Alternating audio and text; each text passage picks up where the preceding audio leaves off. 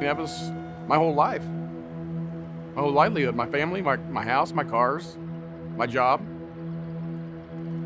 It's what I knew.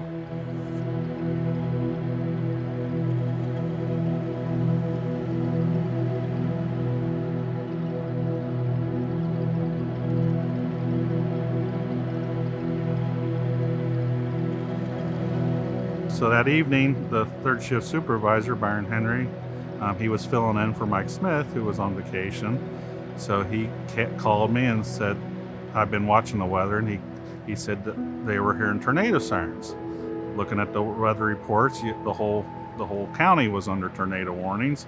A few minutes later, the news started talking about tornadoes coming in from Trotwood area, and it looked like it was headed right towards this plant. Kuntz Road, Stanley Avenue, Valley Street, everybody that's in and around this area needs to be in their safe spot now. You're talking about a very large, violent tornado on the ground. You could tell the tension in his voice, and people in the background you could hear that nervous vibe. He collected all the people in the supervisor office, a cinder block room, which probably the safest place it could have been. Luckily it was a small crew, so they could all fit in there.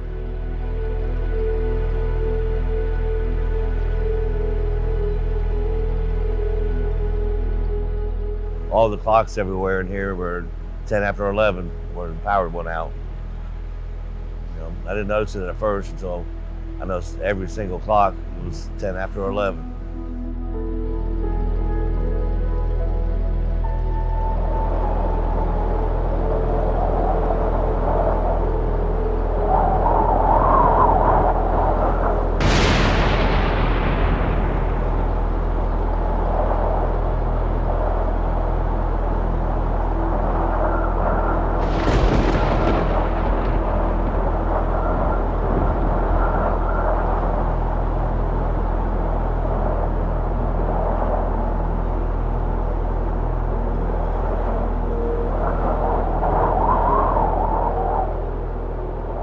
First thing I remember when I looked out of the office, when I looked in the corner, I could see outside, and that was not normal. So the top of the wall had holes in it, and we heard water pouring out. Of course, there was no electricity, and we smelled gas real bad. So my first thought was, all right, let's get everybody out, busted a gas line. I don't want anything to catch fire or blow up while we're in here. When we get outside, it's worse outside. Cars thrown everywhere, stuff is everywhere.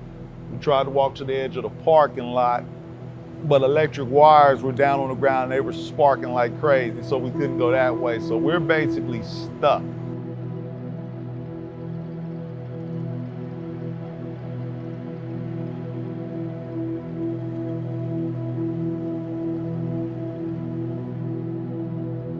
When we got outside, we really saw the devastation. Everything was just blown all over. You couldn't even hardly walk in a parking lot, or my car was all smashed up. When we walked out, there was a guy on a Bobcat, probably from the next door up here, and he was pushing stuff out of the way so we could walk. Once the pressurized air exhausted it, it got quieter, but you could still hear the gas just a little bit, and you could smell it. So we just went and got a really big pipe wrench, and Byron and I went up in the yard up there, the main gas valves, and shut it off. And walked up to the store, the little grocery store that used to be on the corner there. And they had big buses. And there's all these people. And there's old people in wheelchairs, and there's people with little kids, and there's a guy with his dog on a rope and stuff. And this is not an affluent residential neighborhood. And you realize, we had walked up there to get rides to go home. These people were home. Once I found out everybody was safe and everything, I was pretty good. Yeah. I mean, I would much rather lose my job than, lose a close loved one. I mean, whether it be a person here or, my family or whatever. So, yeah. I know originally when it had happened, I had called my mom to check on her, and we had went outside, and actually I took a few pictures of the outside, and it looked pretty bad at night. And I told Mom, I said, yeah, I think we might be out of a job for a while, I said, or out of a job permanently. And then to see it in the daylight, yeah, that was like 10 times worse. To actually see it, yeah.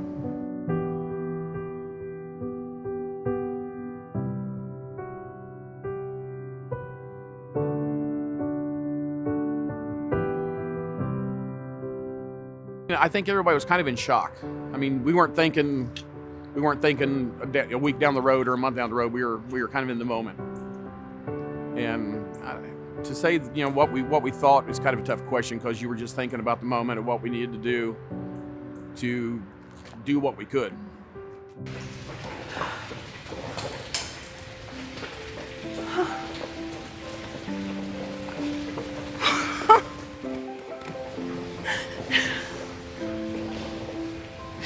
You spent 30 years of your life someplace, you know?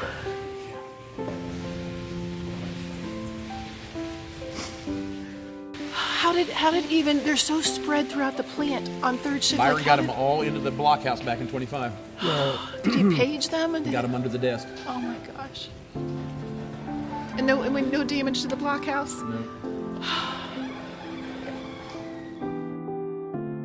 The most important thing was every one of them got out safely, and I'm sure they didn't get much sleep that night, if any, but they did get home safely. And the next morning then was this.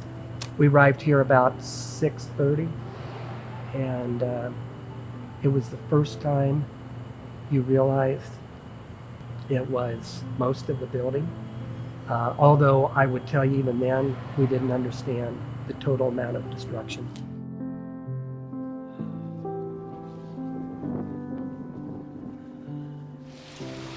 These flags are still hanging. I'm looking around and I'm thinking, where do you even start?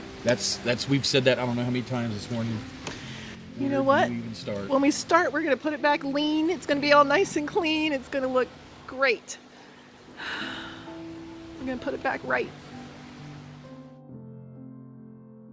My first thoughts and reflection back was, we looked at each other. I don't even remember saying anything. And I knew full well she was thinking exactly what I was thinking. We'll rebuild.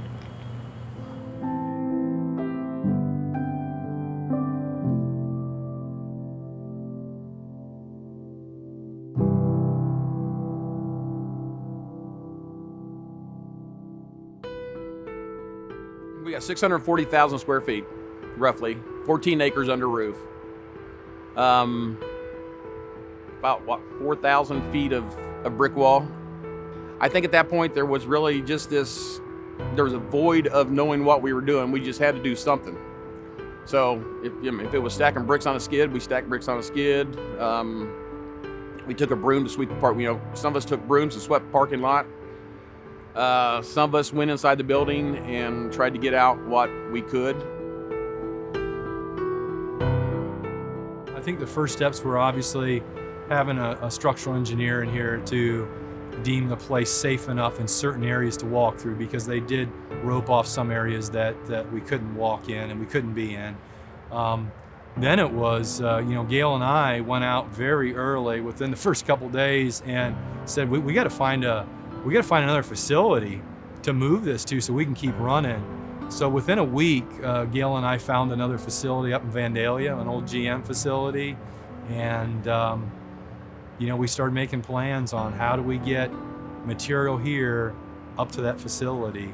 And that was kind of our role. I know the sales guys and engineering teams were working on stuff to do with the customers and product lines, and everybody chipped in and they started cleaning material up on the floor, and getting it out of the foot of water and things like that. So everybody kind of divided up, and we started conquering the problem at hand.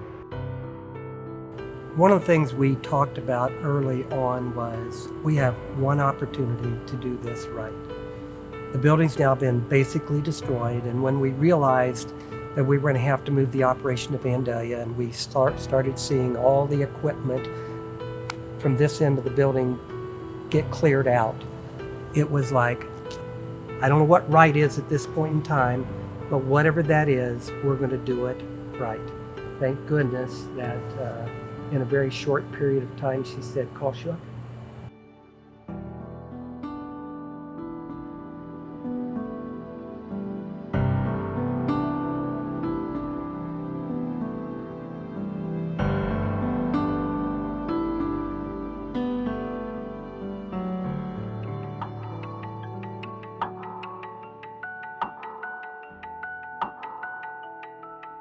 So Mo and I have been through a lot of different things, and it's interesting because we worked on a project before that had been, a tornado went through the tip.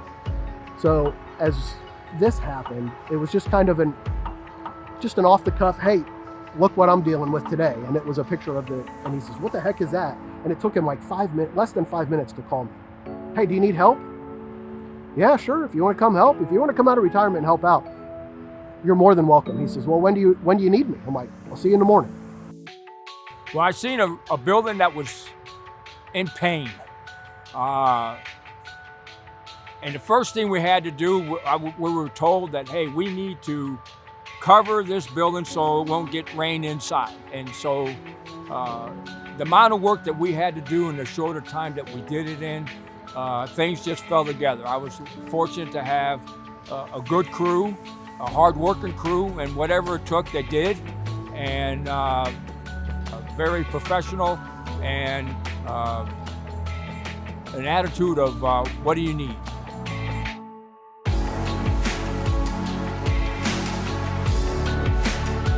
We got in there and we didn't know what was still good and what wasn't. Parts were all over the floor, parts were everywhere, some of them were waterlogged boxes. I mean, our packaging material alone was nothing but disintegrated cardboard. So we have 35,000 part numbers, and probably 10,000 of those are active purchase parts. So we're talking, we have a lot of different parts and a lot of different commodities. Every single part had to be checked to see if it could be saved, and then it had to go through the cleaning process, and then quality would say if it was still good or not. So if you can imagine $13 million worth of inventory or so going through this process, it was very slow. You know, I mean, when the tornado hit, people went home and they honestly didn't know if they had a job or a company or an office or whatever to go back to. So trying to keep them positively focused and understanding that, hey, we're gonna get through this, we're gonna make it happen, you know? When we found the building in Vandalia and we started that process of setting that plant back up to work for us, you know, we had to bring office people in that we didn't have offices, you know? So like, okay, your job today is to go find a table and a chair and set up your laptop right there. You know, when you get hits like something like that, it's just, everything kind of stops. But at some point you kind of have to start again, and you gotta have some kind of a line or a string, a continuity that gets you through all that. And of course we were wandering around in hard hats and high-vis vests, and wherever we could sit, that was our office. After a while, they got an office trailer in, and then I had a bare bones, you know, like a table to put the laptop on, and a hard plastic chair to sit in, and that was luxury. But when I'd come up here, I wouldn't have that, so I'd sit at the picnic tables, and that was my office. So, but what I was involved in a lot was trying to set up the infrastructure to go forward with. So our telephone system was essentially destroyed. When we moved the servers, we needed to get help from a number of different people. When we were working on cooling problems, we got help with some of the other departments, and everybody just pitched in, did what they could. Basically, we had an outdoor environment. There were no walls, no roof, no power, no utilities, so all of the servers and all that went into an office trailer, for lack of a better term, and a piece of equipment like that generates quite a bit of heat, so it would need to stay cool. We had some rental units that just weren't doing the job, so sort of in the fashion of a few hours, we had to come up with a solution to fix that. Anywhere from air conditioners we went and bought at Walmart to coolers full of ice and just forcing air across those to keep the room cold. Without these servers, we wouldn't have been able to ship product to the customers, and that was really a big part of what we needed to do at that time. The entire engineering department with industrial engineering and manufacturing all got together and put a plan together on how we was going to start, what equipment we needed to move to get the company back up and running as soon as possible. The tornado separated the team, but then within a week we came back together and it's like, all right, we really need to pull together to get a project done, a major project. And at the end of that 43rd day, we had a part that passed quality coming off of a punch press in Dayton. And at the same time, we had our first air conditioner coming off the line in Vandalia on the same day.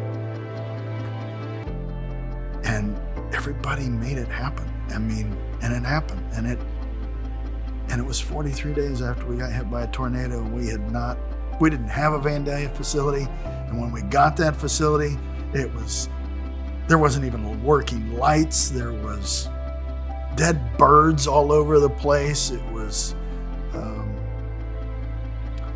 parts all over our Dayton facility. People like Kendra and Mark were doing everything they could to get what we needed either functioning in Dayton or up to Vandalia, while somebody like Bo is doing everything he can to get the facility in Vandalia. And he's asking me to, hey, can we get these contractors up here? All right, I'm an accountant. So I remember feeling like I had so much energy every day I worked, and I wasn't the only one. There was all, but 7 days a week. There were days it was 16 hours long, and I couldn't tell you that I felt that way. It's just that I know that's what happened. But the day after that part was made, I collapsed. I was so exhausted, but I didn't realize that until then.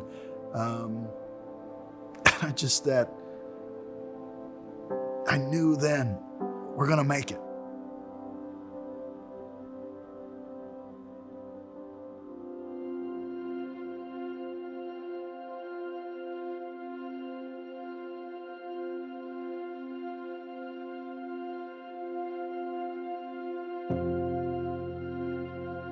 So how do you navigate a pandemic when you're trying to recover from a tornado? It just happens to be that Gail and I had a transition in our roles starting at the beginning of the year. He didn't tell me that, oh yeah, by the way, you're gonna have to deal with a pandemic in your new job as CEO. Had no idea how to handle this, but what I did know is in our creed, R is for resilient. And what I told many employees at the beginning of all this is a stinking tornado didn't stop us and break us apart and tear us down, and a pandemic's not going to either. If we can survive a tornado, we'll survive this. And as it got more intense and scarier, and okay, he's shutting down schools. He's shutting down restaurants. Like, okay, wait a minute.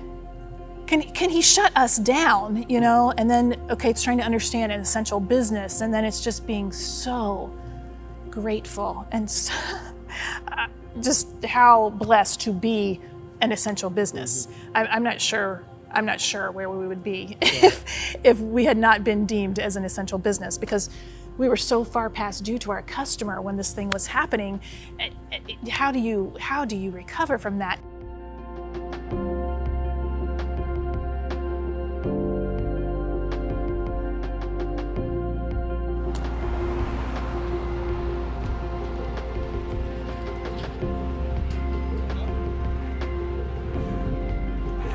Excellent! Woo! That's right. DPG strong. Good job, guys. It was just do something and do something every day. And once we figured out a place to go, it was like, okay, well, get the semis here, let's get shrink wrap, let's get, get a crew, and, we don't care who the crew is, but they got to drive fork truck. And, so it was pretty much just directing, that on like a daily basis. As it went on and we kind of did things, none of the pictures really could express and I think every single person, all the customers that have come in are like, we're so glad we came in, because those pictures, no matter what pictures they were, they didn't do it justice. Dayton-Phoenix has basically a small list of customers. But our customers are global Fortune 500 companies. And Dayton-Phoenix is also classified as a key strategic critical supplier to these Fortune 500 companies. They can't ship their multi-million-dollar pieces of equipment with our components on them. We get hit by a tornado and they panic. The natural thing for them to do is to come and visit Dayton-Phoenix and see for themselves. So those visits instilled confidence in them that Dayton-Phoenix would recover. Sure, there would be some disruption and delay in the delivery of our products, but they went back to their organizations and their management team and said, okay, it's bad, but they'll recover, and we should stick with them. And we are still the supplier on all those critical applications with those global Fortune 500 customers. Now, that's amazing.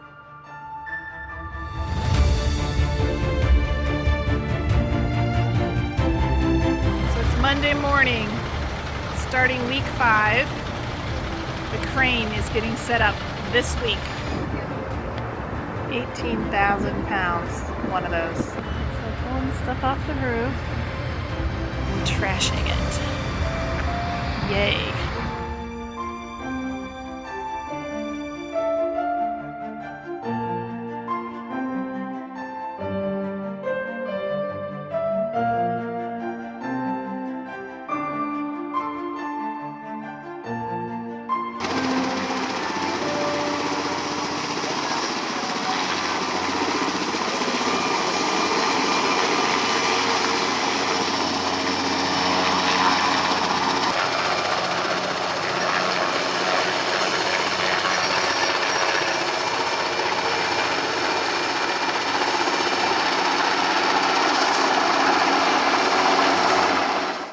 Progress right there. That's what it's all about.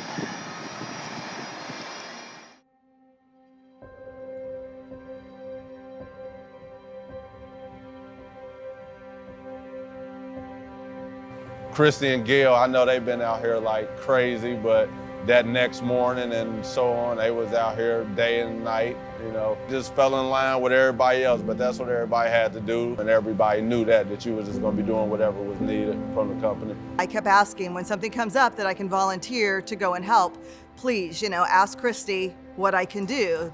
And in the end, turns out that the seat that I had vacated 24 years and 1 week prior, in payroll department, in the HR department, was open. And so I took a very long break from 1995 to 2019, found myself right in the same seat I had left, and I'm back here and I love it. I am so grateful to have come on board right after the tornado, to just have seen every piece of all it is taking to get us from there to where we are. It's phenomenal. Yeah, on Gail and Christie's part, there was never a second thought of not rebuilding.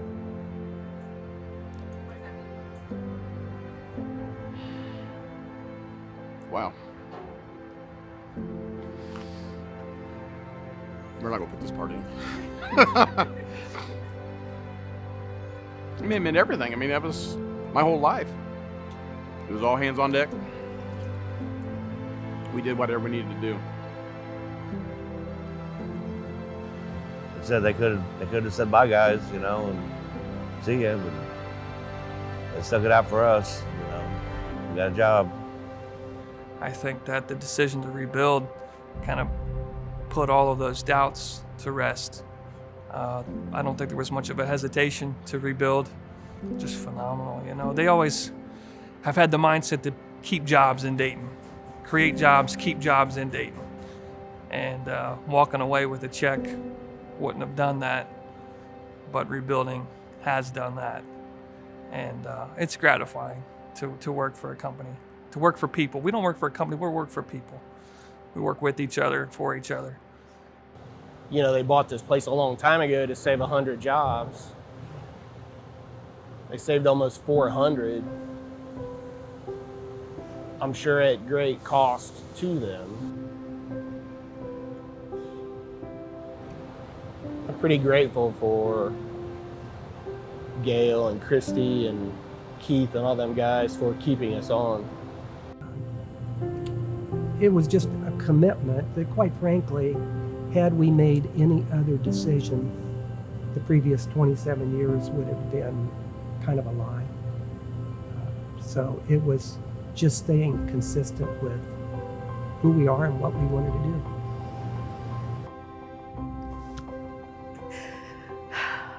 It's living our core purpose. It's what we set out to do 28 years ago, was to save these 100 jobs.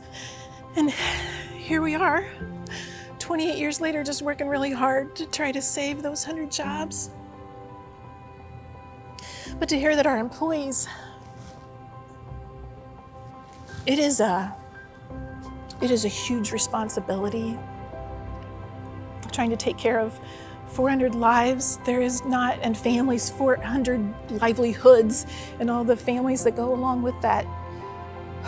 There is no greater responsibility that I can imagine having. But it's kind of like being a parent. It's like the hardest job you ever have, and it's the most rewarding job that you could ever have. And it's kind of that same way, that there's so many rewards from, hearing people feel like that and knowing that you have affected people in a positive way. There's just no greater gift. No greater gift.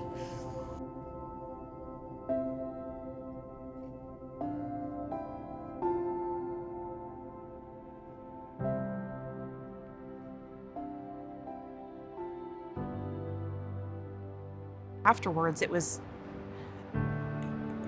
it's surreal, I guess, is the only way I can put it. It just doesn't seem like it was, like it really happened, but I know it did. I've seen the pictures, I was there, but I don't know, I don't know that feeling's ever gonna go away. This has been a much longer ride than we thought it was going to be.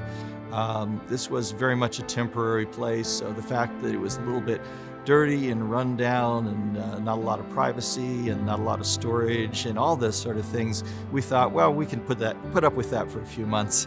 A couple of years makes a bigger difference. So we're really anxious to get it back into our original building, which is being rebuilt much nicer than it ever was before. So having new offices and cubicles and all the infrastructure and Well, I think it's exciting for everybody to move into a new facility, an improved facility, and one that has some potential there, with the open space and the cleaner, more lean facility from a manufacturing standpoint,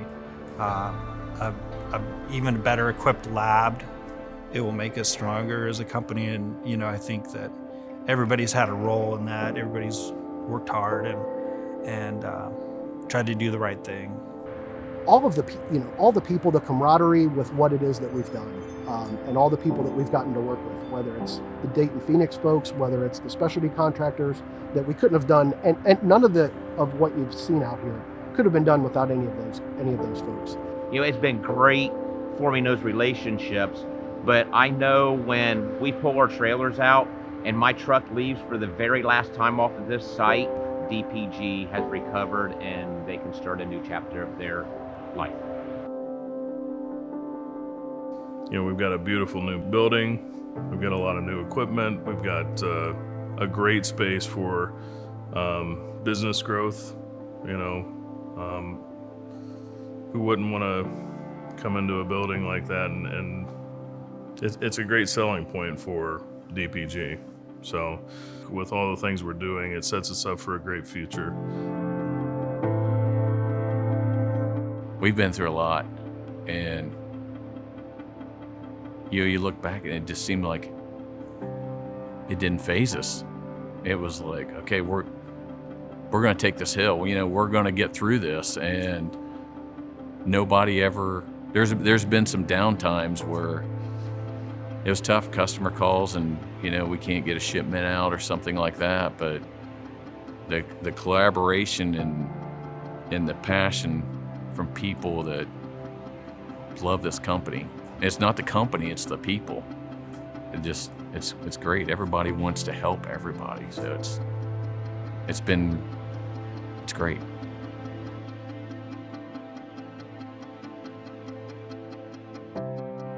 It's important that we make sure that we bring in all of our new team members and welcome them and try to share the story, because it is part of DPG's history. We want them, but we're also not stuck there. We're not stuck in that past, that we're in that tornado recovery. That was just something that happened to us in our history, and that's part of who we are, and we will never, ever, ever forget it.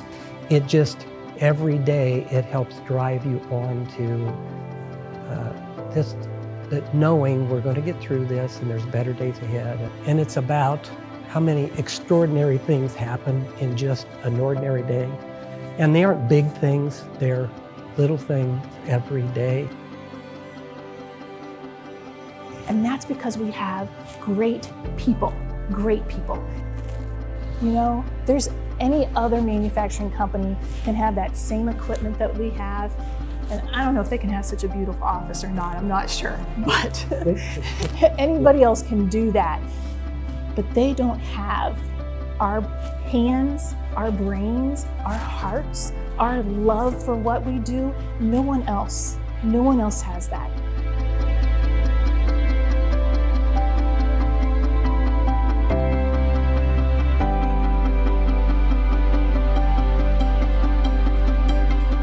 We can't thank our team enough for everything that they have done, everything that they are currently doing to make, for us to fulfill our core purpose, which is really what it's all about. At the end of all of this, it is about providing good jobs for our community, and then take that another step forward. It's about helping our team members be the best that they can be, and it's about giving back to our community, you know, giving back to people that just haven't been as fortunate as we have been. Like, that's what we are called to do.